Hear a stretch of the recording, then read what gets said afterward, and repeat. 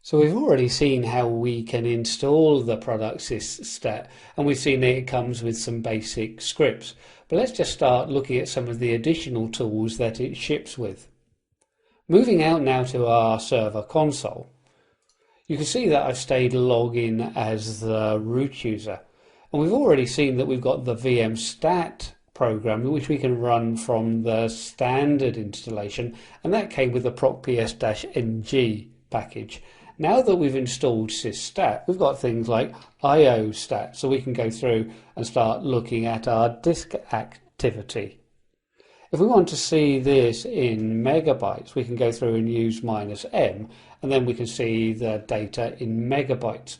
But especially if we look at the column where we're looking at the megabytes written per second, you can see that we can even see the fractional values. So we don't have to be worried about scaling up too much. Now if I go through and run iostat again, and this time we're going to run it 3 times, but with a 5-second gap in between. We're going to go through and run that.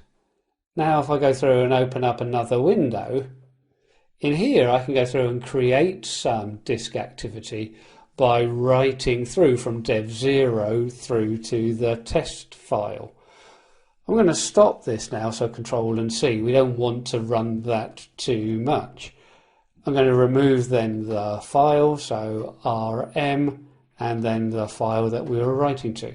Be very careful about running this on a live system because we can easily fill up the root file system. But if you were using a virtual machine like we're using here, as long as you're careful and don't leave it running too long, you should be okay.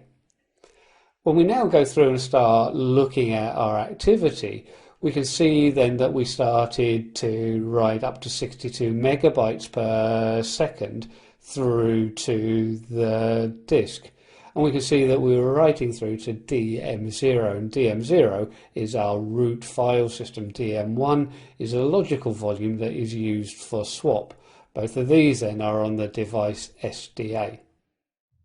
So we can start seeing then both the speed of the write and how much is being written through to the disk. Let's just clear this out. So of course iostat is one of the tools.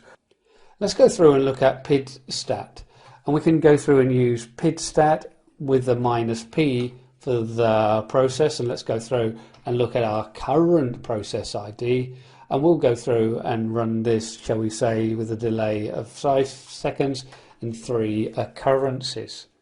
So we can see that we'll be collecting information then, and we can see then that it's running as root. We've got the process ID, and we can start then seeing the CPU utilization.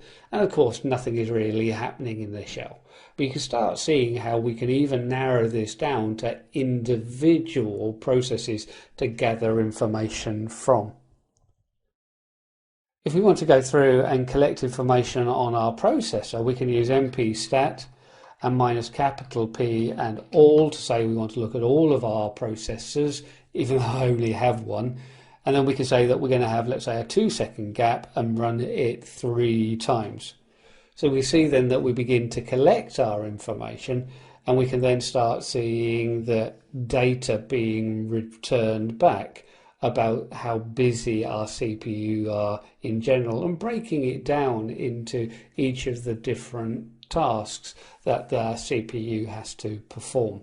Again, we're going to clear out of this for the moment. Now, of course, we can run this in real time, but the idea is in the background, the information is being collected for us. Now, of course, we've only just installed sysstat, so we're not going to have a huge amount of data on our system. But let's take a look at now how we can start reporting on some of that data.